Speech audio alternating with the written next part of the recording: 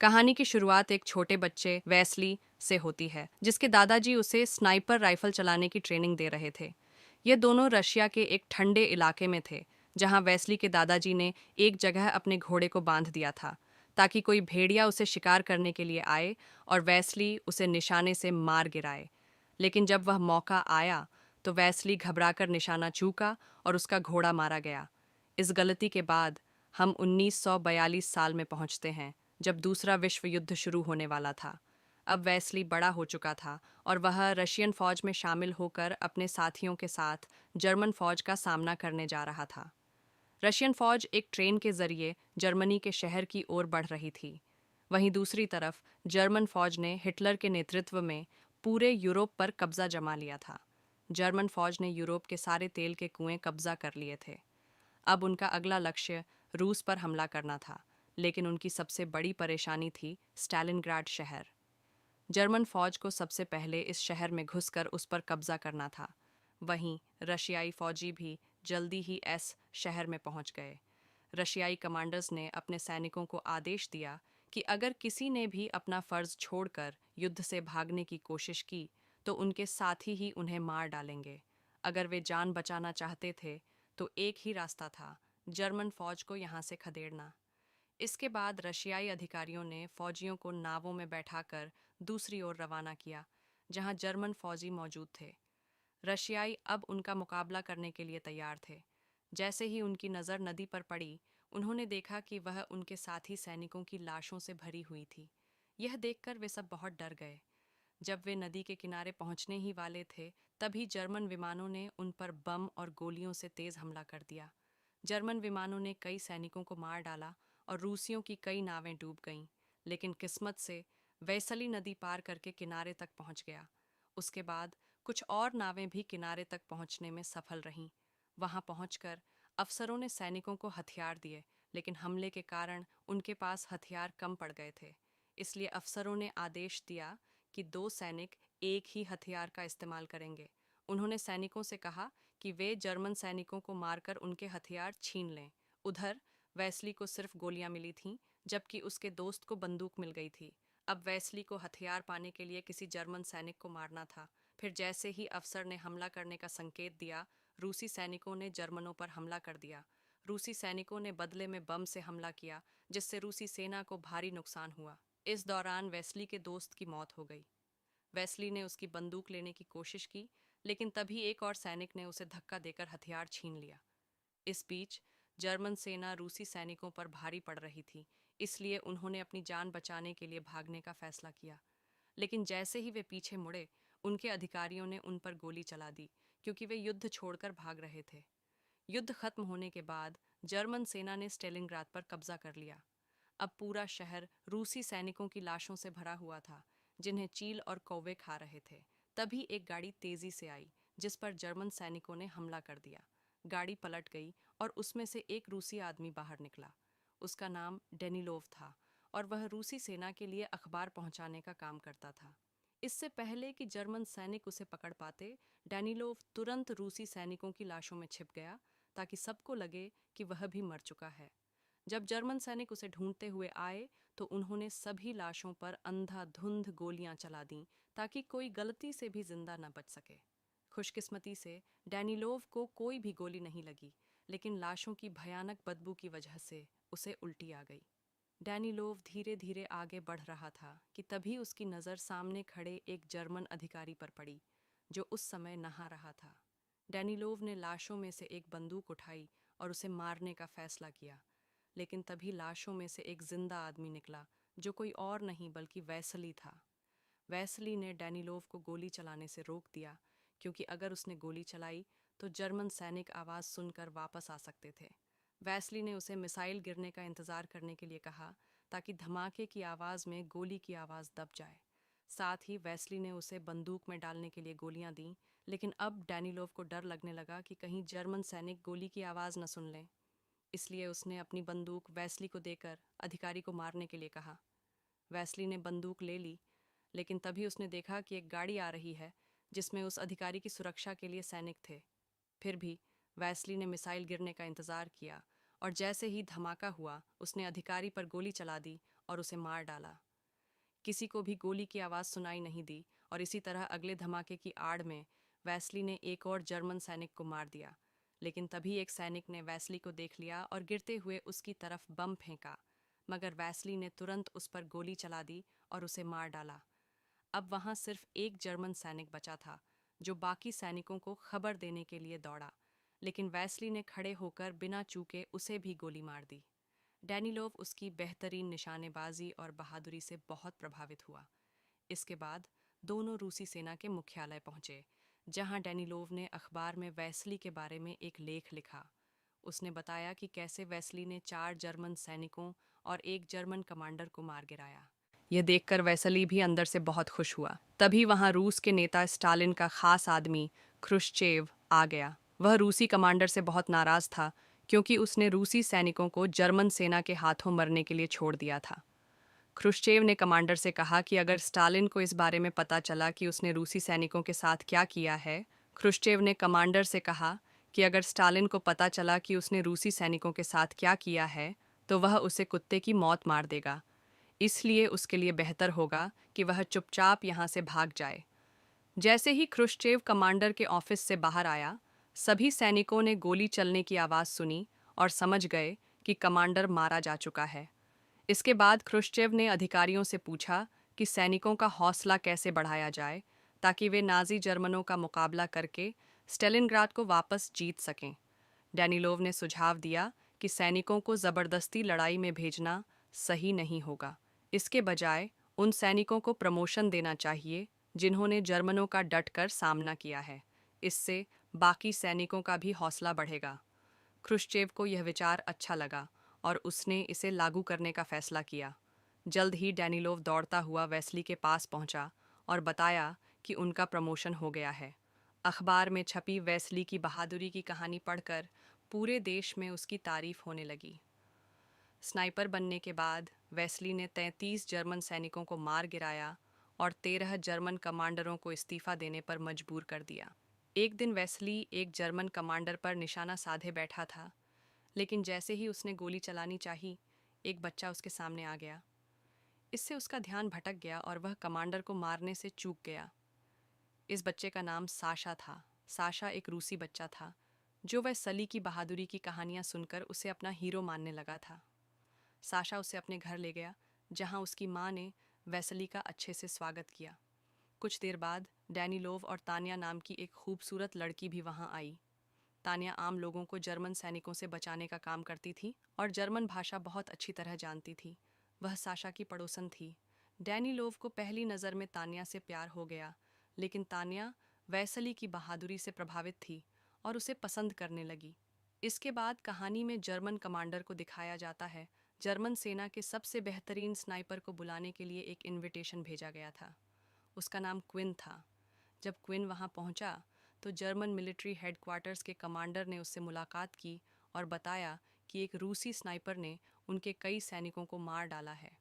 Commander ने Quinn से कहा कि जल्द से जल्द इस रूसी स्नाइपर को ख़त्म करना होगा। क्विन ने तुरंत अपने मिशन पर काम शुरू कर दिया। कुछ ही समय में खबर फैल गई कि एक जर्मन स्नाइपर ने अपने ज़बरदस्त निशाने से 5 रूसी सैनिकों को मार गिराया है। वहीं दूसरी तरफ वेस्ली गहरी नींद में सो रहा था। तभी उसका दोस्त उसे जगाता है और बताता है कि स्टोरेज की जगह पर कोई परेशानी हो गई है। उसने वेस्ली से कहा कि उन्हें बाहर जाकर इस मुसीबत का हल करना होगा। जब वेस्ली 2 साथियों के साथ बाहर गया, तो उसने खिड़की के पीछे एक आदमी को सोता हुआ देखा। वेस्ली ने उस पर निशाना साधकर गोली चला दी और अपने एक साथी के साथ उसे देखने गया, जबकि दूसरा साथी नीचे ही रुका रहा। जैसे ही वे दोनों वहां पहुंचे, उन्होंने देखा कि वह कोई आदमी नहीं बल्कि एक पुतला था। इसी दौरान एक जर्मन स्नाइपर ने नीचे मौजूद उनके साथी को मार गिराया। तभी वेस्ली की नज़र जमीन पर पड़ी एक सिगरेट पर गई और उसे एहसास हुआ कि वहां कोई और भी मौजूद है। इसी बीच जर्मन विमानों ने स्टेलिनग्राड शहर पर बम और मिसाइलों से हमला शुरू कर दिया। यह देखकर वेस्ली का साथी डरकर भागने लगा, लेकिन चालाक जर्मन स्नाइपर ने उसे भी मार दिया। इधर वेस्ली बमबारी के दौरान भी उसी इमारत में छिपा रहा। इसके बाद हम क्विन को देखते हैं, जो अखबार पढ़ रहा होता है। क्विन अखबार पढ़ रहा था और साशा उसके जूते साफ कर रहा था। क्विन ने साशा को अखबार दिया और उससे जर्मन भाषा में समझाने को कहा। साशा ने बताया कि इसमें वेस्ली की निशानेबाजी और उसकी बहादुरी के बारे में लिखा है। बातों बातों में नादान साशा ने क्विन को यह बता दिया कि वह वेस्ली का बहुत बड़ा फैन है और उससे मिल भी चुका है। वहीं दूसरी ओर वेस्ली मिलिट्री हेडक्वार्टर पहुंचा, जहां डैनिलोव पहले से मौजूद था। वहां उसकी मुलाकात कैलिक नाम के एक और स्नाइपर से हुई, जिसने उसी जर्मन स्नाइपर क्विन से निशानेबाजी सीखी थी। जल्द ही वेस्ली ने डैनिलोव से मुलाकात की और उसे बताया कि उसके दोनों साथी मारे गए। वेस्ली ने बताया कि जिस स्नाइपर ने उन पर हमला किया था वह बार बार अपनी जगह बदल रहा था, इसीलिए वह उसे पहचान नहीं सका। डैनिलोव को समझ में आ गया कि यह स्नाइपर कोई और नहीं बल्कि क्विन ही है। उसने वेस्ली को बताया कि क्विन उसके बारे में सब कुछ जानता है और उसका मकसद सिर्फ उसे मारना है। अगली रात वेस्ली ने सपने में अपने बचपन की वही घटना देखी, जब भेड़िए ने घोड़े को मार डाला था। अचानक कैलिक ने उसे नींद से जगाया और बताया कि उसने एक अंडरकवर स्नाइपर देखा है। दोनों तुरंत देखने गए कि मामला क्या है, लेकिन वहां दुश्मनों का हमला हो गया था, इसलिए वे तुरंत इमारत से बाहर आ गए। इस दौरान जर्मन सैनिकों ने उन पर तीर चलाए, लेकिन वे किस्मत से बचकर निकलने में सफल रहे। इसके बाद वेस्ली ने सिग्नल की तारें काट दीं ताकि जर्मन सैनिक मुख्यालय में फ़ोन करके और फौजियों को न बुला सकें। जब वे एक जगह से दूसरी जगह भाग रहे थे तो उनकी नज़र एक जर्मन सैनिक पर पड़ी, जो सिग्नल की तारों को ठीक करने की कोशिश कर रहा था।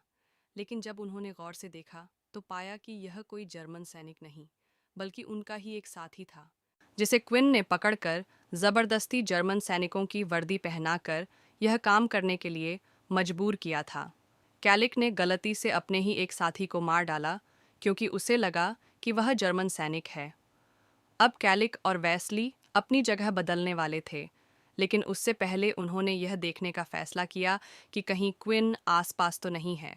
उन्होंने एक योजना बनाई और अपने हेलमेट निकालकर एक जगह रख दिए ताकि क्विन हेलमेट पर निशाना लगाए और वे उसकी लोकेशन का पता लगा सकें। लेकिन जब क्विन ने गोली नहीं चलाई तो उन्हें लगा कि क्विन आसपास नहीं है। जैसे ही वे दूसरी जगह जाने के लिए कूदे, क्विन ने अचानक कैलिक को गोली मार दी। वेस्ली किसी तरह अपनी जान बचाकर हेडक्वार्टर्स में लौट आया। वहां उसने डैनिलोव से कहा कि वह क्विन को नहीं मार सकता क्योंकि वह उससे कहीं बेहतर स्नाइपर है। मगर डैनिलोव ने उसे हौसला देते हुए कहा कि वह क्विन के बारे में पूरी खुफिया जानकारी लाकर देगा। यह सुनकर वेस्ली को थोड़ी हिम्मत मिली। दूसरी ओर क्विन ने छोटे साशा को मिठाइयाँ देकर उससे वेस्ली के बारे में सारी जानकारी हासिल कर ली। इसके बाद क्विन चुपचाप उस इमारत में पहुंच गया जहां वेस्ली आने वाला था और वहीं छुपकर उसका इंतजार करने लगा। इधर वेस्ली भी इतना तो समझ चुका था।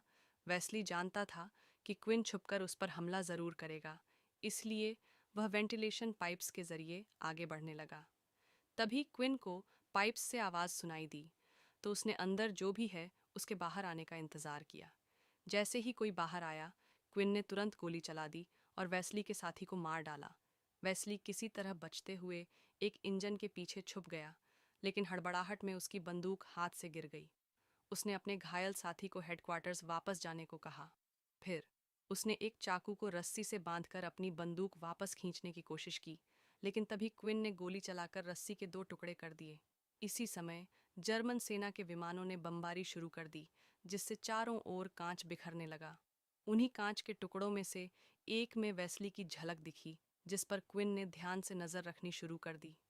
उधर घायल सैनिक जब हेडक्वार्टर्स पहुंचा तो उसने तान्या को वेस्ली की हालत के बारे में बताया। यह सुनकर तान्या बेहद परेशान हो गई। डैनिलोव ने देखा कि तान्या कितनी चिंता कर रही थी। तान्या खुद को रोक नहीं पाई और वेंटिलेशन पाइप्स के जरिए वेस्ली तक पहुंचने के लिए निकल पड़ी। लेकिन जैसे ही वह पाइप से बाहर आने वाली थी, वेस्ली ने उसे रोक दिया। वेस्ली ने तान्या को क्विन की लोकेशन बताई और कहा कि वह शीशे को इस तरह मोड़े कि उसे क्विन दिखाई दे। तान्या ने ऐसा ही किया और जैसे ही क्विन की झलक मिली, वेस्ली ने अपनी बंदूक से उसके हाथ पर गोली चला दी।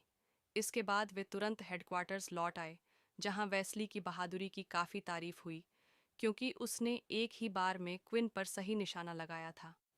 बाद में वेस्ली डैनिलोव से मिलने आया और उससे कहा कि वह अखबार में उसके बारे में कुछ न लिखे। वेस्ली चाहता था कि वह भी बाकी सैनिकों की तरह गुमनाम रहकर लड़े।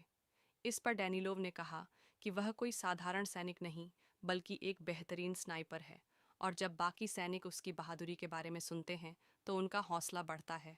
इसके बाद डैनिलोव ने साशा को बुलाया, जो उनके लिए जासूसी कर रहा था। साशा ने वेस्ली को बताया कि जब वह क्विन के जूते साफ करता है तो उसे उन पर पीली धूल दिखाई देती है। ऐसी मिट्टी खास तौर पर केवल केमिकल फैक्ट्री में ही मिलती है। साशा रशियन सेना के लिए क्विन की जासूसी करके बेहद खुश था, लेकिन वेसली को डैनिलोव पर गुस्सा आ गया।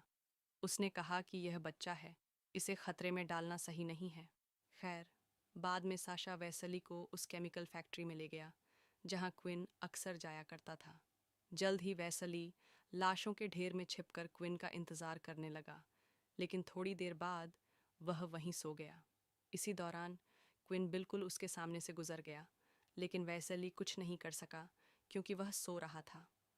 उधर जर्मन फौज ने शहर पर हमला कर दिया था। एक जर्मन सैनिक मरे हुए फौजियों के पर्स चुरा रहा था। तभी क्विन की नज़र लाशों के बीच पड़े वेसली पर पड़ी। उसने तुरंत वेसली पर गोली चलाने की कोशिश की, लेकिन वह चोर सिपाही उसके निशाने के बीच आ गया। बाद में जर्मन सैनिकों ने उस चोर को पकड़ लिया और उसके पास से वेसली का पर्स बरामद किया।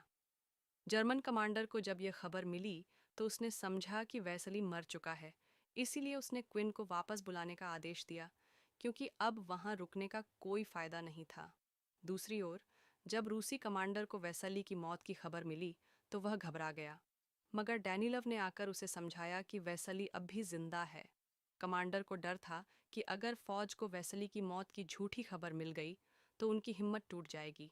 इसलिए उसने डैनिलव को आदेश दिया कि अखबार में वेस्ली की तस्वीर छुपा दी जाए ताकि सिपाहियों को उसकी मौत का शक न हो।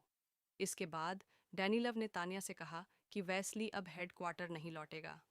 तान्या ने परेशान होकर पूछा कि ऐसा क्यों, लेकिन डैनिलव ने उसे यह नहीं बताया कि वेस्ली ने खुद अपनी मौत की अफवाह फैलाई है। जब तान्या ने थोड़ी देर बाद जर्मन रेडियो पर वेस्ली की मौत की खबर सुनी तो वह बेहद परेशान हो गई। दूसरी ओर, जब क्विन अपने जूते साफ करवाने के लिए साशा के पास गया तो उसने देखा कि साशा वेस्ली की मौत की खबर सुनकर रो रहा था। क्विन ने उसे दिलासा देते हुए कहा, रो मत बच्चे, वो अब भी जिंदा है। इसके बाद क्विन ने साशा से कहा, अभी तुम घर चले जाओ और कल सुबह ट्रेन के वक्त आ जाना। कुछ देर बाद साशा ने यह ट्रेन वाली खबर डैनिलव को दे दी। अगली सुबह जब वेसली ट्रेन स्टेशन पहुंचा तो उसने वहां तान्या को देखा। वीडियो पसंद आई तो लाइक कर देना, चैनल को सब्सक्राइब कर लेना।